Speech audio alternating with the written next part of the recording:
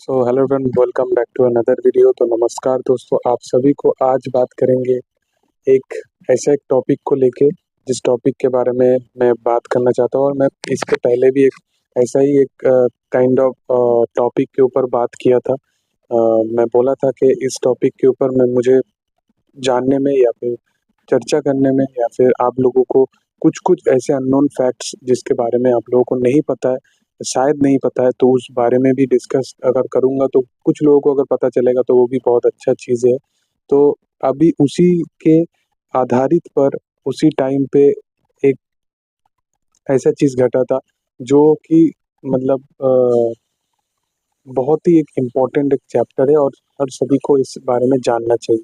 पिछली बार मैंने महाभारत का एक एपिसोड के बारे में बात किया था, एक अध्याय के बारे में बात किया था, जो था रानी कुंती के बारे में, जो बहुत सारे बहुत वैसे चीज़ें थे, बहुत ऐसे अननोन स्टोरीज़ थे, जैसे जो लोगों को इतना अच्छे से मालूम नहीं था, मैं उन चीज़ों के बारे में बात किया।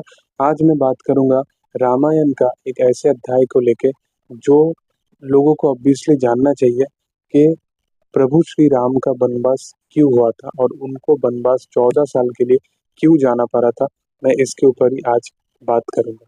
तो ये चीज़ जानने के लिए आपको पहले एक कहानी सुनना पड़ेगा, जो कहानी ये है कि राजा दशरथ मतलब राम के जो पिताजी थे, राजा दशरथ जब युवराज थे, तो उस टाइम पे उनका एक ऐसा नाम हुआ करता था, जब वो कुछ भी चीज़ श्रवण करके वो उस चीज़ पे अगर ना देखे, अगर तीर भी लगा दे तो एकदम उनका तीर कभी निशाना नहीं चूकता था।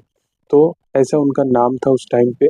और जब वो युवराज थे तो ऐसे ही कारनामे किया करते थे, कुछ भी चीज़ अगर सुन लेते थे वो उनको पता चल जाता था कि ये कौन-सा प्राणी है, और वो सुन के ही उन्होंने वो तीर चला देते थे और शिकार कर लेते थे।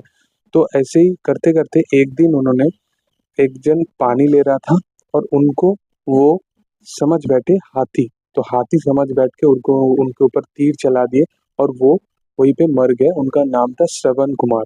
श्रवण कुमार मरते-मरते राजा दशरथ से कुछ बोल के गए थे श्रवण कुमार, जो ये चीज़ था कि मैं अपने मम्मी और पापा मैं माता-पिता के लिए मैं पानी लेने आया था, और मेरे माता-पिता ना तो देख सकते, ना तो चल सकते, ना तो खुद से खाना खा सकते, कुछ भी नहीं कर सकते, वो एकदम अपाहिज है। तो मैं तो उनके लिए पानी लेने आया था और आपने मुझे हत्या कर दी।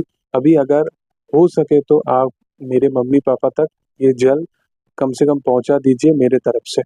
तो राजा दशरथ उनके वो जो पानी लेने लेकर वो गए श्रवण कुमार के माता-पिता के पास और उनको पानी देने गए, और उनके जो भी चीज़ हुआ था वो पूरा डिटेलिंग में वो समझाया कि कैसे उनके ही हाथ से उनके बेटे का मौत हो गया था। तो इसके ऊपर जब ये वो उनके माता-पिता ने ये सारी चीज़ें सुना, तो वो बहुत ही शॉक्ड हो गए और उनके माता का जो प्राण था वहीं पे उन्होंने त्याग कर दिया, और पिता ने भी अपने जो प्राण था वहीं पे त्याग कर दिया। और प्राण त्याग करने से ही पहले उन्होंने राजा दशरथ को एक अभिशाप देके गया कि एक श्राप देके गया, यही कि मैं जैसे पुत्र योग में मैं जैसे मेरा जैसे प्राण जा रहा है, वैसे ही पुत्र योग में ही तेरा प्राण जाएगा दशरथ।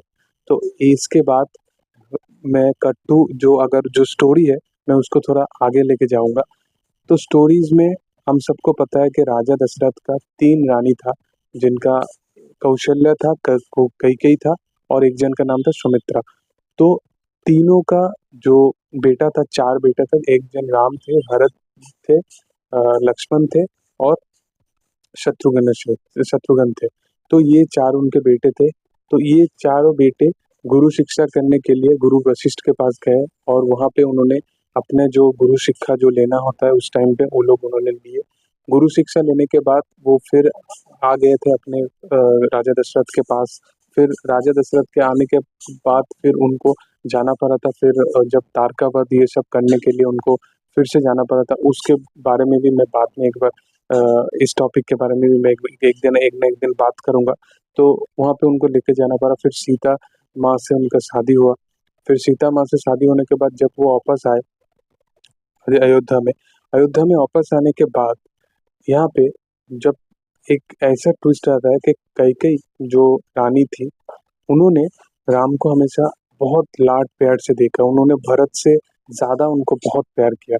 लेकिन मंथरा बोल के एक जन उनके ही साथ हमेशा काम करती थी, जो हमेशा उनको ये चीज़ बोलते रहता था कि हर चीज़ में फर्स्ट प्रायोरिटी कैसे राम को मिल सकता है, राम राजा कैसे बन सकता है, राम कैसे कर सकता है। तो ये सारी चीज़ अ, हमेशा उनको बोला जाता था, लेकिन कई-कई वो सब सुन के ना सुना कर देता था। लेकिन राजा दशरथ ने ये ठान लिया कि राम को अपना राज्यभार जो भी है सब कुछ संभालने के लिए वो दे देंगे, और वो फिर अपने जो भी मतलब जब एजेड हो जाता है तो वो अपने तीर्थ स्थान में या फिर प्रायश्चित के लिए जो भी लोग करते हैं तो वो करने के लिए वो चले जाएंगे राजा दशरथ। तो राम को वचन भी, प्रभु श्री राम को भी दशरथ जी ने वचन भी दे दिया था कि मैं तुमको राज्य भार संभालने के लिए मैं तुमको दे दूंगा, तुम्हारा राज्य सम्मेलन होने वाला है। तो यहाँ पे मंथरा ने क्या किया, वहाँ पे उन्होंने कैकेयी को ये चीज़ बोल दिया कि हर चीज़ कैसे भरत को नहीं राम को मिला सकता है। हर चीज़ में कैसे मतलब उनके मन में वो जो खोट है ना वो डाल दिया। एक तरीके से अगर देखा जाए तो कहीं न कहीं कैकेयी के मन में भी कुछ ऐसा था रहा होगा, वरना जितने भी कोई भी कुछ बोल ले, लेकिन अगर आप नहीं चाहोगे तो ऐसा नहीं होगा। तो फिर उन्होंने राजा दशरथ के पास गए और कैकेयी ने अपने वो कहानी बताए या फिर अपने वो वचन के बारे में बात किए, जिसके कारण राजा दशरथ को राम को वनवास के लिए भेजना ही पड़ा। कैकेयी का 2 शर्त था, एक था भरत को पूरा राज्यभार सँभालने के लिए देना पड़ेगा, और एक ऐसा था कि राम को, प्रभु श्री राम को वनवास के लिए 14 साल के लिए जाना पड़ेगा। तो ये 2 उनका शर्त था और 2 वचन उनको मानना ही था।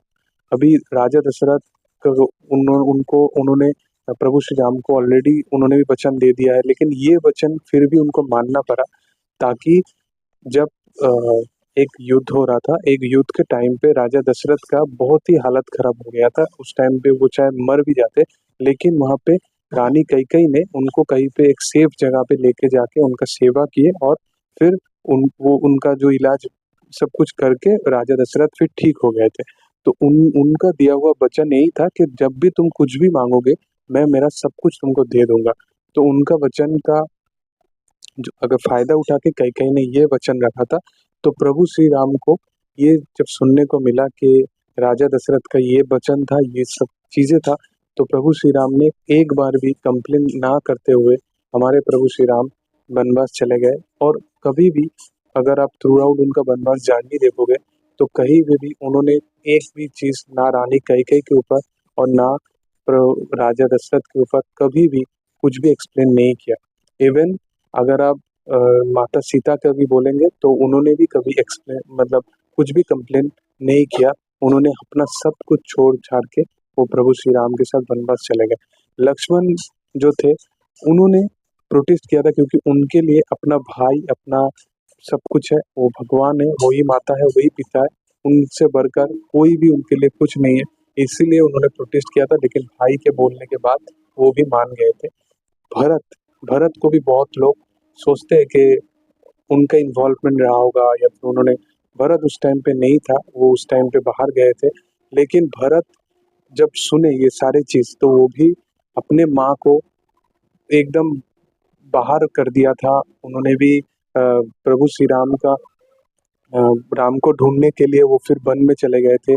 फिर उन्होंने जब मिला तो उनका प्रभु श्री राम ने बोला कि नहीं भरत, मैं 14 साल के वनवास को करके ही मैं फिर आऊँगा वापस। तो भरत ने भी बोला कि जब तक आप नहीं आएँगे तो राजा के जो आसन था वो मैं मतलब वो हम लोगों में से कोई भी ग्रहण नहीं करेंगे। आपका सिर्फ़ पैर का जो जूता है वही वहाँ पे रहेगा। तो इतना प्यारा वो एक-एक कॉन्सेप्ट है। वह प्रभु श्री राम ने वन देवता को रिक्वेस्ट भी किया था कि मेरे अगर भरत वो जो मुझे ढूँढते-ढूँढते आएगा, तो उसके पैर में कंकड़ या फिर बहुत सारी चीज़ काँटा लग सकता है, तो ये थोड़ा साफ कर देना। तो वन देवता ने उनको बोला था कि ये चीज़ इतना आपका भाई इतना कोमल है कि उतना उनको लग जाएगा। बोला कोमल तो नहीं है, लेकिन अगर वो वन में चल के आया, तो वो सोचेगा कि मेरा भाई या फिर मेरा प्रभु को इसी रास्ते से जाना पड़ा, वो भी नंगे पैर। तो जो भी है, तो यही बात था कि प्रभु श्री राम का कृतित्व को लेके जितना बात करें उतना कम है। कभी और दिन, कभी और टॉपिक को लेके ऑब्वियसली बात करेंगे। ये टॉपिक जानते हुए आप लोगों को क्या राय है, आप लोग कमेंट सेक्शन में बता दीजिएगा। वीडियो अच्छी लगी तो ऑब्वियसली लाइक शेयर सब्सक्राइब कर दीजिएगा। Thank you all, bye. हरे जय श्री राम।